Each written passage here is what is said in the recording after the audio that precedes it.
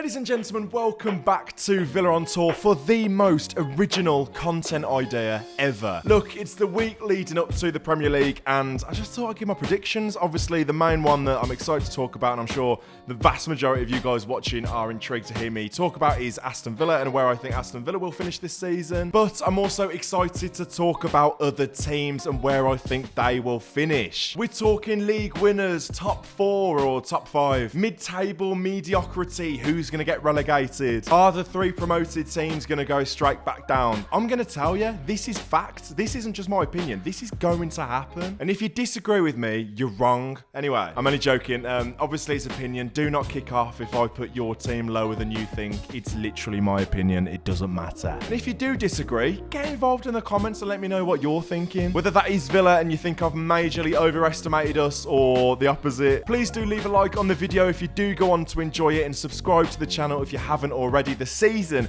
is just round the corner. I'm aiming to go to every single game, Europe, Villa Park, away, in the Premier League, Cups, whatever. I'll be there, hopefully. So do subscribe. It's going to be a massive year for the channel, but without further ado, shall we crack on? Let's crack on. So in 20th position in the Premier League this season, it's going to be Burnley Football Club. I just can't see it. I really can't. As every promoted team will have to do, they've made a load of signings. They've also lost James Trafford for about 30 million quid to Man City. He was obviously so important last year for them, conceding literally about 3 goals in the whole season. They defensively were unbelievable. But to stay up in the Premier League, you have to score goals, and they didn't really do that in the Championship. They've signed Armando Broja from Chelsea, but I'm just not convinced. I think they'll go straight back down under Scott Parker. In 19th position, I haven't gone with one of the promoted teams, and you might say this is quite an easy target because of what has happened to this club in the summer, but I've gone with Brentford. I just think losing a manager like Thomas Frank, who I was a massive fan of, I had such respect for him. He's a great manager. He was at Brentford for a long time. He took over when we poached Dean Smith. That was ages ago, about 7 years. Losing their goalkeeper, Flecken, who I don't think was incredible, but it's bound to upset you. Their captain in Norgard and Buemo. It looks like Vissa's going to go as well. That is hugely disruptive. And with a brand new, unproven manager like Keith Andrews, I'm just not convinced. If they do manage to stay up, I think that will be an absolutely incredible feat. But for me, 19th position. In 18th, and the final relegated team for me, which means one of them is staying up, by the way, because Brentford are going down in my world. 18th place, Leeds United. Oh, Leeds fans are going to kick off at me in the comments. You've done it before and you'll do it again. You're going down. Immediately, as soon as Leeds came up, all eyes were on Daniel Farke. When he was at Norwich, every single time he went straight back down, but he was never really backed at Norwich. I'm looking here. Leeds have signed a defensive midfielder, Anton Stach from Hoffenheim. A centre-half from Udinese for 18 million. Perry, a goalkeeper. They had to sign a goalkeeper. We know that. I think signings like Sean Longstaff is actually kind of wise. Relatively low fee. Premier League experience, which again is so crucial. I can see Farke getting sacked. Easy target, I know, but Leeds are going down. 17th place, Sunderland are staying up. That might be more out of hope than actual expectation, but Sunderland, they're staying up. They've signed a lot of players, a lot of African players as well, so they might struggle during AFCON, which is sort of over the Christmas-January period. They've spent a lot of money, and players like Granit Xhaka, I think, is a really wise signing. A lot of players here I'm looking at, I'm not too sure and I'm not too familiar with. Habib Diarra, Simon Adingra, obviously from Brighton. Enzo Lefebvre is massive. Obviously, he was on loan there last season from Roma. I really hope they do it. Genuinely, it's going to be nice this season. I've never been to the stadium in my life. I just hope they stay up. Something fresh in the Premier League over recent years. 16th place, I've got Wolves. I'm not massively convinced by them. I don't think They've not really impressed me in the summer. I don't think they've had the greatest pre-season either, but don't worry, Wolves fans, you will beat us at the Molineux. No matter if you'll get relegated, come 20th, you'll still beat us. Don't worry about that. Obviously, losing Cunha as well is absolutely massive. He basically carried them at times last season, if not for the whole season, so they're bound to struggle. Again, like Brentford, you could say it's an easy target, but I think right now, if you offered Wolves fans 16th place, they'll probably take it. 15th place, I have gone with West Ham United. Looking at their business here, Todibo from Nice for 40 million euros, a left-back, left midfielder called Juve.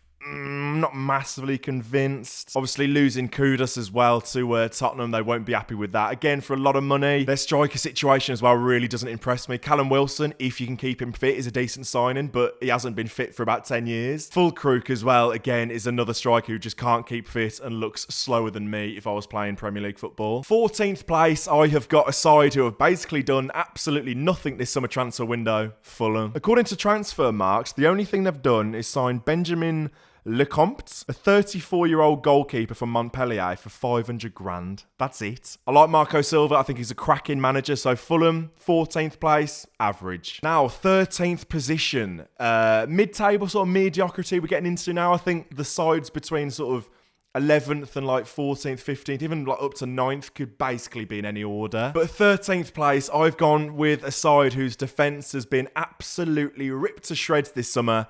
Bournemouth. They've signed a fairly young left-back and Petrovic, a goalkeeper from Chelsea, for 25 million quid-ish. But losing Zabani, Huijsen, Kerkez, that's rough. You basically your defence getting ripped to shreds. Kepa's obviously gone as well. I thought he was okay, to be fair, at Bournemouth. Obviously, he's gone to Arsenal. That's the vast majority of a very good defence last year for Bournemouth, just being ripped to shreds, and that could be costly for them. But I think they'll be okay. They will be fine. Iraola's a cracking manager. I'm a massive fan of him. If Emery was one day to leave, for whatever reason it would be, I'd look at him. I think he's a cracking manager. Again, another Bass manager. What a bloke. 12th place for me, and I'm going to go with Everton. And they are going to be a really interesting one for me this season. The brand new stadium, how's that going to impact them? Like, whenever they were struggling, it was over the last few years, it's always sort of been Goodison to drag them over the line. I know it's quite a cliche thing to say and bring up, but how are they going to settle into the new stadium? It can play such a massive part. We've seen West Ham struggle when they've gone to a new stadium. Tottenham maybe not so much because it's a purpose-built arena basically on the same site. In terms of the signing a brand new striker I don't really know too much about. Tierno Barry from Villarreal for about 30 million euros. Dewsbury Hall from Chelsea as well. Average, but that's sort of the level Everton are at. The main talking point that's got a lot of people talking about Everton this summer, though, of course, is Jack Grealish going there on loan. A massive loan fee of like, I think it's about 15 million quid, is it? And I think they're paying about half of his wages. That's what's rumoured anyway. So all in all, the deal's going to cost them over 20 million pounds this season for one loan player who's not even guaranteed to succeed. In my opinion, I think he probably will succeed. I think he'll be decent. He'll be loved by the Everton fans. He'll pretty much play every week if he's fit. That's a big if, because we know he loves an injury, Jack Grealish. But it's a massive change going from Pep Guardiola, who again didn't fancy him in the latter years, although we did have a couple of really good ones at City, maybe a couple strong, one good season at City. But going from that to David Moyes is a really interesting one. It's going to be so intriguing to see how Jack gets on at Everton. But it's a move that kind of had to be done, isn't it? It's a World Cup year. He's got to play football. He's back in the Premier League on the biggest stage. Lots of eyes on him. Good luck, I guess, just not when he plays Villa. 11th place, and I kind of struggled where to put this team, and this team sort of just above and just below this team, I'm going to say Brighton. I put Brighton in 11th place. I didn't really know where to put them. I think it's a tough one. Losing João Pedro, who, again, has started fantastically well at Chelsea, I think is a blow, but they've signed an 18-year-old centre-forward from Olympiacos, Kostulas. Probably saying that wrong. 30 million quid. Again, who am I to question Brighton's recruitment strategy? He'll probably be sold to Chelsea for about 150 million in a couple of years. But losing Adingra, Estepinian, basically mainstays in the Brighton side over the last couple of years. How's that going to impact them? I think they'll be okay, Brighton. Is 11th place success for them? I don't know. They'll want to be around the European spots, but I don't think they'll have enough. They won't be happy with this anyway. The team I'm putting in next position, breaking into the top 10, I've got Crystal Palace. At the time of recording, they've basically kept all of their players. I think if they lose Eze, they could be in a little bit of trouble. But I'm a huge fan of Oliver Glasner. Obviously, they won the Community Shield this week. They won the FA Cup recently. Are they going to carry that momentum into next season? Possibly. I think the Thursday nights are going to prove interesting for them. I don't know how many of their players have played European football before, but it's a big step up. I know it's the Conference League and they should realistically go far in that, as should every English team. So if they are getting to the latter stages in April, May, how's that going to affect their Premier League form? But they've got some great players, a great manager, and if they keep Eze, I think they could have a really good season. 9th place, another side who are going to be competing in Europe for the first time in a long time. I've gone with Nottingham Forest. Again, how are they going to cope with European football? A slightly higher standard in the Europa League. You'd think they should be getting through to the knockout stages, but who knows? But here's a scenario for you. If Forest are sort of, 13th, 14th, after 2 months of the season starting, is that absolute nutcase Mr. Marinakis going to sack Nuno? It actually wouldn't surprise me if the first manager was someone proper left field like Nuno, purely because Marinakis is just a bit of a nutcase. And has Nuno set the bar so high now that if they don't replicate that season after season now, is Marinakis just going to start sacking managers until they get there? I think if Forest can replicate coming 7th this season, that'll be an unbelievable achievement, especially, like I said, with European football. I think keeping Gibbs White is obviously absolutely huge. Alanga going is gonna, he's gonna be a reshuffle. They are gonna have to rethink things. But keeping Hudson-Odoi, keeping Gibbs White, I think they'll be okay. I think they're definitely one of the more intriguing sides to keep an eye on this year for sure. 8th position, Man United. They simply cannot be as bad this year, surely. Spending a silly amount of money on attackers, Cunha, Mbeumo, Sesko, they've got to score goals now. It's just, can they keep them out at the other end? I think Man United games this season might be like 5-5 because they might score a fair few goals because that attacking strike force on paper looks really good, and I think this is quite important. It's Premier League proven. Obviously, apart from Sesko, but behind him, there's Premier League goals there and quality guaranteed. The goalkeeper situation is dreadful. The defensive situation is dreadful as well. Even the midfield could do with a lot of work. I know they're looking at Belieber, but again, where are they going to find 90, 100 million from? I just don't get it. They probably will because they're Man United, but I just don't get it. Now, heading up to 7th, this is the sort of area of the table Villa have to be competing in going into the season, the European positions. But 7th place, have I got Villa? No, I've got Newcastle United. What a summer it's been for Newcastle. They've been in the news every single day. Isak has basically waited a little bit too long, in my opinion, to basically kick up a stink. I think if he wanted to go, he had to do it at the start of the window to give... I mean, there's not many sides in world football who are going to be able to afford him or even want him. When I say want him, obviously every team on the planet would want him, but it's just not realistic for every team in the world apart from 2 or 3, if that. I don't know what Liverpool's finances are, but they've already spent a silly amount of money. Can they go out and get Isak again as well as some of the big names they've got already? I don't know. But losing Wilson and potentially Isak, teams will know that Newcastle are so desperate for strikers, so they're going to be overcharged, and rightly so. And we're literally a matter of days away from the start of the season. I'm glad to be sort of playing them early on in the season. Famous last words when they do us 3-0 at Villa Park. But I think it's a great time to play Newcastle. There's disruption, there's confusion. Nobody knows what they're going to look like this season. In terms of that attacking area, obviously Gordon's injured as well at the moment. Champions League football as well, of course, for Newcastle. How are they going to cope with that? It's a different format now compared to when they were in it a couple of years ago. Eddie Howe's a cracking manager. St James is a cracking place to play football though, so I think they'll be okay. And I think they'd probably take 7th at the moment. 6th place, and what an improvement this will be for this team. I've gone with Tottenham. Am I totally convinced with where I've put them here in 6th?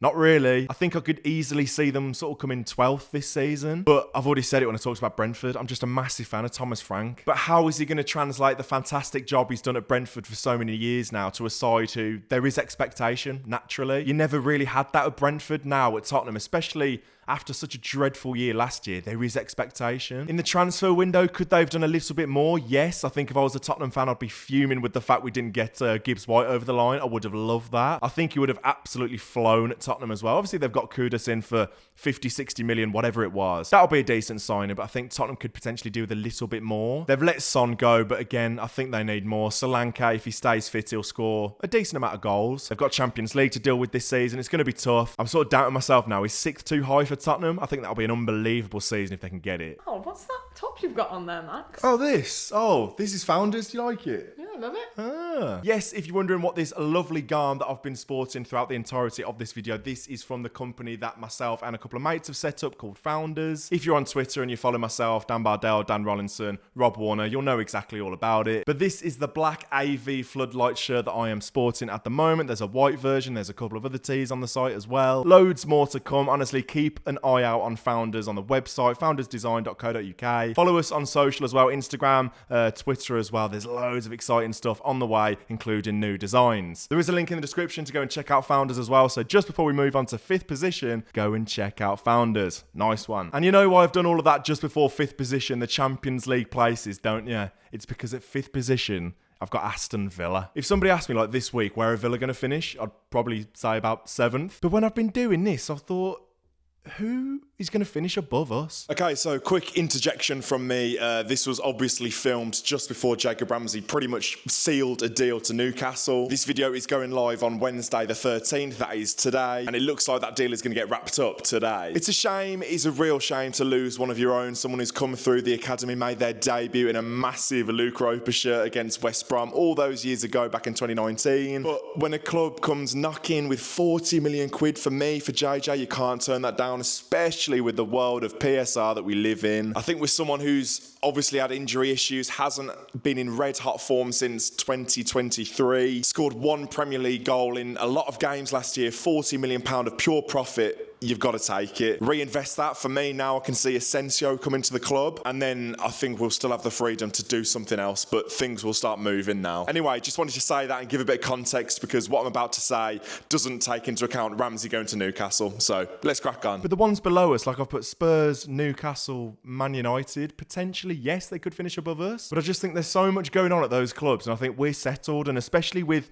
basically losing none of our players as it stands, touch wood, at the moment. I think that's massive. I think football fans are quite fickle, especially Villa fans. I don't know if every club's like it, but we always want shiny new toys, don't we? Players who we've never heard of. Oh, he's someone new. Let's get him in. We forget we've got a settled squad here that have been here for a couple of years. A lot of players. Watkins has been here for 5 years. Cash, Martinez, 5 years. Mings, McGinn, a lot more than that. Even players like Rodgers have really, really settled in now and are absolutely flying and developing massively. So we've got a really high quality, settled squad now. So I've talked myself into Villa finishing in the Champions League places. And if we don't, we'll just win the Europa League and qualify that way. Easy. No, I'm only joking. I think the Europa League is going to be tough. It's going to take a lot out of us this season, but I think we've got the squad to deal with that. I think there's still going to be things happening with Villa. I think we are going to be quite opportunistic towards the end of the window. Whether a couple of loans crop up, I did see Grealish potentially happening, maybe something like that. Obviously that won't happen now because he's gone to Everton, but I'm talking about something in that sort of realm where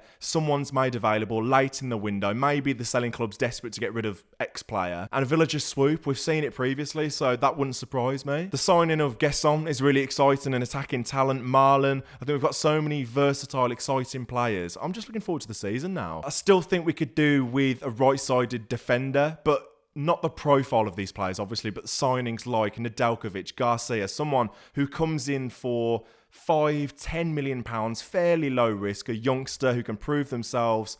I think that sort of signing we're looking at. I don't think we'll go and spend 20, 30, 40 million on a defender because they just won't play and players know that. But it's going to be a really, really interesting season for Villa. I'm really looking forward to it. I think we'll get off to a decent start against Newcastle on Saturday and it will set us up. Try and cut out defensive mistakes. Ollie Watkins has had a brilliant pre-season, which he simply just did not have last year. So that is huge as well. If Morgan Rodgers stays fit as well, I think that's going to be really, really exciting. Marlon, he's going to kick off. Gesson, what can he do in the Premier League? I think it's going to be really, really fun. Top four then, I've got Chelsea in fourth position. I really, really liked watching Chelsea in the Club World Cup. Admittedly, I didn't watch them the whole tournament, but I watched the final and they absolutely smashed PSG. João Pedro is a really, really exciting player. I think he'll fly this season. I'm not going to spend ages talking about all their signings because I'll be here till Brentford away. Seeing them back in the Champions League is going to be interesting this season, how they're going to deal with that. They've got the squad depth, we know that. But I think they'll be fine, and I think if Maresca can get them to fourth place, that'll be a phenomenal season for them. Now, the top three that I've got are probably the top three that every single pundit and YouTuber or whatever will put in their top three in terms of their predictions. But I've probably gone with a slightly outside of the box order. In third place, I've got Arsenal. Now, my wild prediction this season is that Arteta could potentially get sacked. If not during the season, maybe at the end. But I just think this has to be the season now for Arsenal to kick on. I think if they win an FA Cup, that might just be enough. But in the Premier League, it has to start happening for them. Second isn't going to be enough for them. Something has to happen soon. And I just think the rate that Liverpool have improved, especially if they get Isak, Arsenal just won't catch them. If they do, that'll be an unbelievable achievement. Liverpool have to win the league, in my opinion. I'm basically giving it away now, but Man City will come second and Liverpool will win the league. Once again, Liverpool are far, far too strong, in my opinion. I think it'll be a really intriguing one, Man City. They've made a couple of really good, young, exciting signings as well. Cherky, I'm sorry, I don't know how to pronounce it. He looks like a really talented technical player they've signed from Lyon. Aït-Nouri has been Premier League proven for many, many years now. He was fantastic at Wolves. A sort of unconventional left-back who often pops up in the box with a couple of goals. And Reinders as well, the midfielder they signed from AC Milan. I think that's a cracking signing. I really like the look of him. So Man City is sort of especially over the last few years, it's sort of had to be an evolution for Guardiola. A lot of players have been sort of aging. Again, another example, Edison. I've never been the biggest fan of him. He's out the door now. I know there have been links with Donnarumma as well. I don't think, for me, James Trafford can come in and be the number one. I just can't see that. I can just see them pipping Arsenal to that second place. Again, it doesn't mean a lot, but it doesn't look good on Arsenal. So those are my final Premier League predictions. I'm going to look back on this in 9-10 months and laugh at myself because I've made an absolute tit of myself. But that's what happens. That's why we make these predictions. If you think I've been stupid and said a load of waffle, get involved in the comments and do let me know. Like I said, a lot of you watching, the majority will be Villa fans, so where are Villa going to finish this season? If you have enjoyed this video, like I said, please do smash a like on it. Do keep an eye out on the channel over the next couple of days. There will be some more content in the lead up to that first game against Newcastle, which I'm buzzing about. So subscribe to the channel, leave a like, go and check out Founders in the description, foundersdesign.co.uk. Get yourself kitted out for the new season. And I shall see you once again in a couple of days. Up the Villa.